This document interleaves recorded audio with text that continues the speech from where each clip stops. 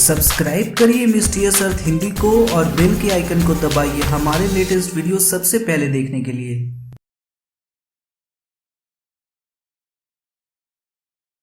कौन है नागा साधु? कैसे बनते हैं नागा साधु? भारत में कुल 13 ऐसे अखाड़े हैं जहां सन्यासियों को नागा साधु बनाया जाता है। ये हिमालय में 0 से भी नीचे तापमान पर जीवित रह लेते हैं। आम आदमी के पास नागा साधुओं के बारे में कोई खास जानकारी नहीं होती, लेकिन आज हम आपको इनके बारे में सब कुछ बताने जा रहे हैं। जो व्यक्ति नागा साधु बनना चाहते हैं, उसके अखाड़े में प्रवेश के बाद उसके ब्रह्मचार्य की परीक्षा ली जाती है। इसमें 6 महीने से लेकर 12 साल तक समय लग सकता है। जब अखाड़े और उसके गुरु को यह लगता है कि वह दीक्षा लेने लायक हो चुका है, तो उसे अगली प्रक्रिया में ले जाया जाता है। नागा साधु बनते समय साधु को अखाड़े के ध्वज के नीचे 24 घंटे तक नग्न होकर खड़े रहना पड़ता है। उसके बाद वरिष्ठ नागा साधु लिंग की एक विशेष नस को खींचकर उसे नपुंसक कर देते हैं। इसके बाद वह नागा दिगंबर साधु बन जाता है। ऐसा नहीं है कि सिर्फ पुरुष ही नागा साधु बनते हैं, बल्कि महिलाएं भी नागा साधु हैं, खासकर विदेशी महिलाएं। नागा साधु बनने के लिए सबसे पहले अपने बाल कटवाने पड़ते हैं, फिर गंगा में 108 डुबकी लगाते हैं और उसके 5 गुरु बनाए जाते हैं। उसके बाद खुद को अपने परिवार और समाज के लिए मृत मानकर अपने हाथों से अपना श्राद्ध पूरा करना होता है। ये पिंडदान अखाड़े के पुरोहित करवाते हैं। दीक्षा के लायक होने के बाद साधुओं को एक गुरु मंत्र दिया जाता है।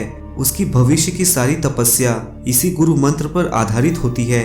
नागा साधु बनने के बाद वस्त्रों का त्याग करना पड़ता है। अगर वस्त्र डालने ही हैं तो गेरुए रंग का सिर्फ एक वस्त्र डाल सकते हैं। महिलाएं नागा साधु को नग्न रहने की अनुमति नहीं है।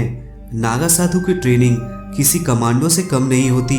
नागाओं को सिर्फ साधु नहीं बल्कि योद्धा माना गया है। अक्सर नागा साधु अपने साथ तलवार, फरसा या त्रिशूल लेकर चलते हैं। खाट पलंग तो छोड़ो, नागा साधु गद्दी पर भी नहीं सो सकते। ये केवल जमीन पर ही सोते हैं। नागा साधु हमेशा बस्ती से बाहर निवास करते हैं। ये सन्यासी को छोड़कर किसी को प्रणाम भी नहीं कर सकते और ना ही किसी की निंदा कर सकते हैं। नागा साधु दिन में सिर्फ एक ही समय भिक्षा मांगकर भोजन करते हैं। ये ज्यादा से ज्यादा 7 घरों में भिक्षा मांग सकते हैं। अगर 7 घरों में कोई भिक्षा न मिले तो इन्हें पूरा दिन भूखा रहना पड़ता है। नागा साधुओं को सुबह स्नान के बाद सबसे पहले शरीर पर भस्म लगानी होती है और रुद्राक्ष धारण करना पड़ता है। नागा साधु अपने तिलक पर बहुत ज्यादा ध्यान देते हैं। कोशिश रहती है कि हर रोज एक जैसा तिलक लगे।